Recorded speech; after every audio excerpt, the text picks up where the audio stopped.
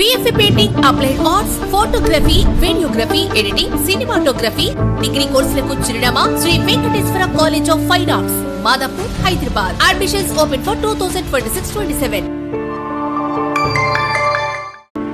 ఆ అద్వైత తత్వం అంటే ఏమిటి, దానికి పూర్వభావిగా మనం ఏమేమి ఆచరించాలి, ఏం చెయ్యాలి, కర్మ మార్గం, భక్తి మార్గం, జ్ఞాన మార్గం, వీటన్నిటిని కూడా చూపించి వీటన్నిటికీ ఒక విశేషమైనటువంటి సమన్వయాన్ని ఏర్పరిచి శంకర భగవత్పాదాచార్యుల వారు అందరికీ కూడా శ్రేయో మార్గాన్ని ఉపదేశించారు.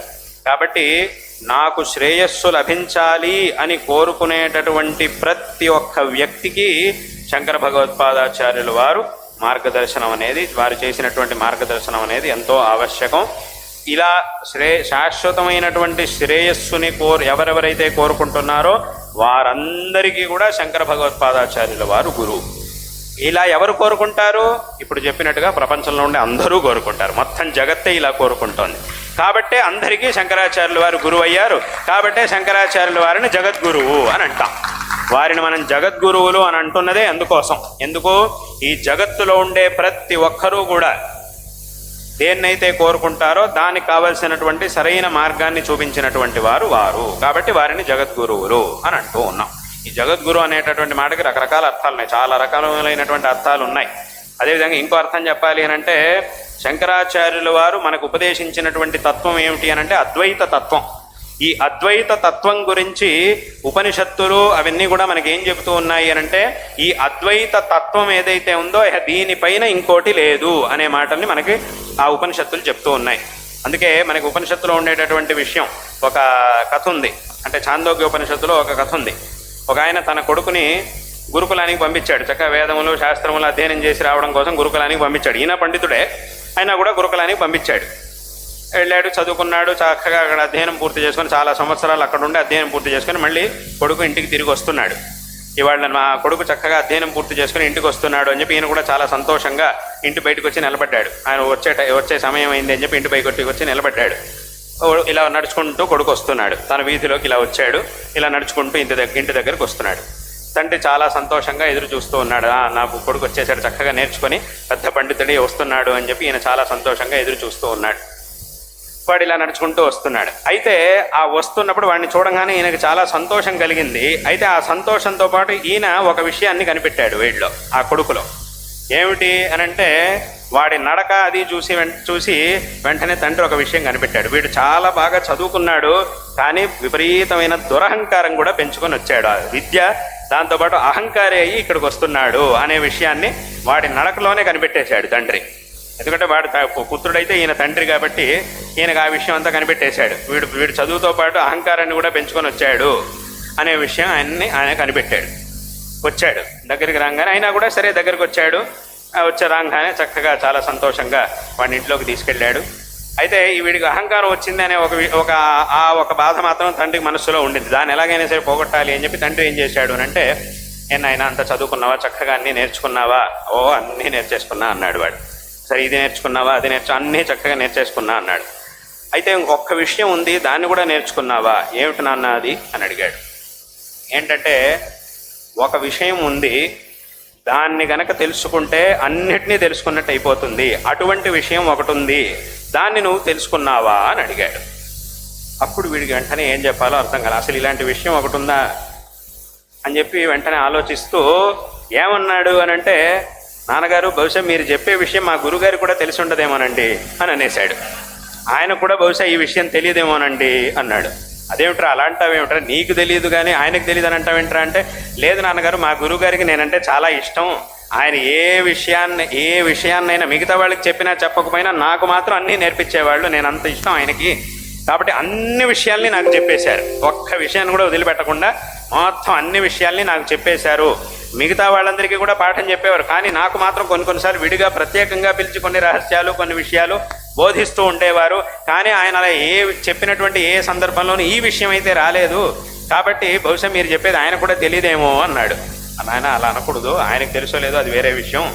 నీకు తెలియదు కదా, నువ్వేమనాలి? నేను అలా అడిగినప్పుడు నువ్వేమనాలి? నాకు తెలియదు నాన్నగారు, మీకు తెలిస్తే చెప్పండి. అయ్యో ఇంకా ఇలాంటి విషయం ఉందా, అదేమిటో చెప్పండి అనాలి తప్ప నీకు తెలియని దాన్ని ఆయన మీద వదిలేసి ఆయన కూడా ఆయనకే తెలియదేమోనండి అని అనకూడదు, తప్పు అని చెప్పి అన్నాడు. అప్పుడు వెంటనే వీడు, లేదు అదేమిటో చెప్పండి అని అన్నాడు. చెప్తాను అని చెప్పి వెంటనే ఆ తండ్రి కొడుకుకి ఈ తత్వాన్ని ఉపదేశించడం మొదలుపెట్టాడు. అక్కడే ఈ తత్వమసి అనేటటువంటి మాట వచ్చేది. అక్కడ కొంత ఆ అద్వైత తత్వాన్ని తండ్రి చెప్పాడు.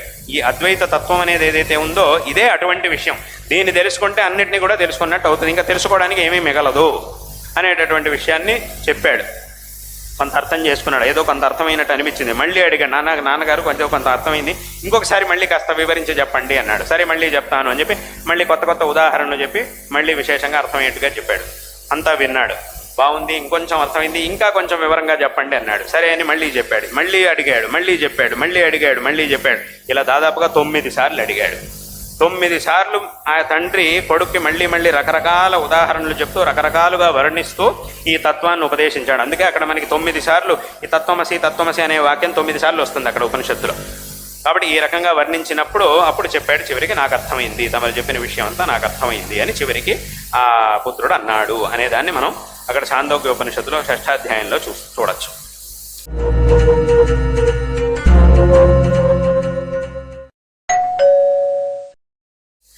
కాబట్టి ఇదే విధంగా ఇంకా చాలా విషయాలని, ఇంకా బృహదారణ్యకోపనిషత్తు ఉంది.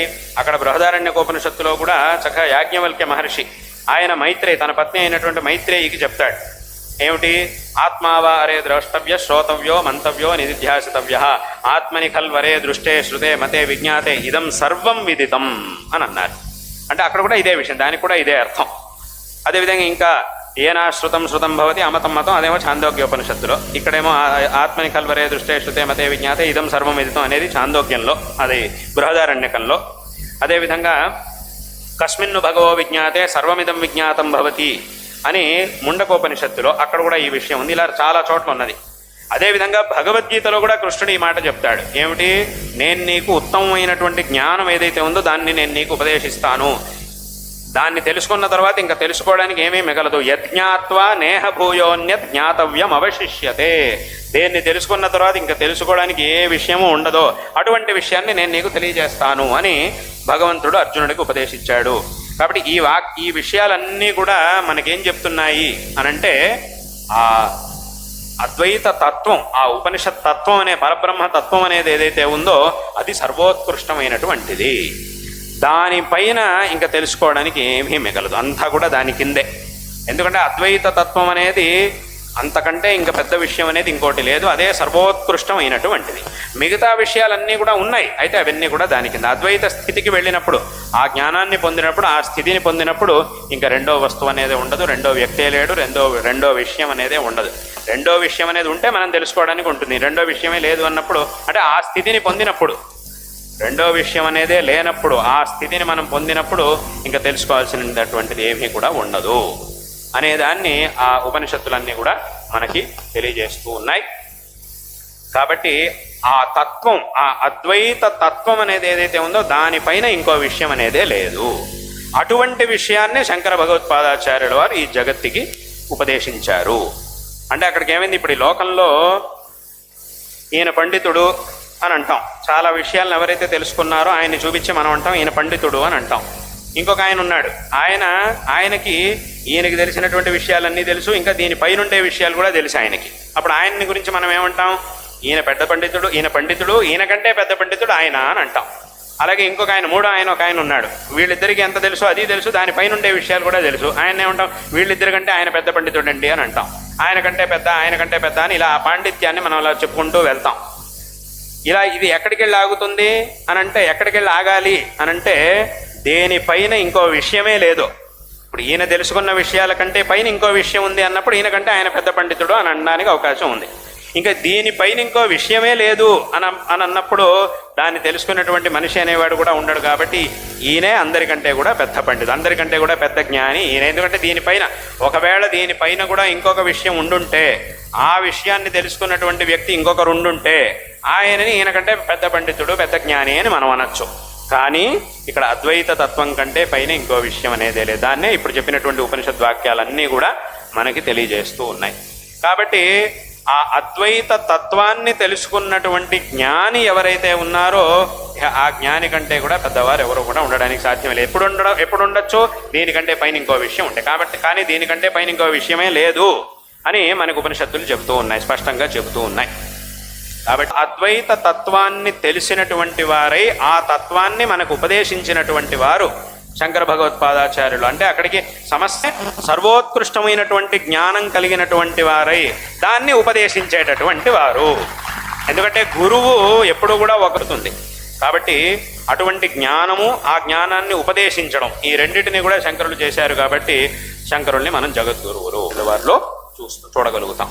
కాబట్టి ఇటువంటి ఎన్నో రకాలుగా ఈ ధర్మాన్ని ఈ తత్వాన్ని శంకర భగవత్పాదాచార్యుల వారు ఉపదేశించారు. పెద్ద పెద్ద భాష్యాల్లో పెద్ద పెద్ద చర్చల్ని చేసి ఈ విషయాలను ఉపదేశించారు. ఒక్క శ్లోకంలో ఈ విషయాన్ని ఉపదేశించేశారు.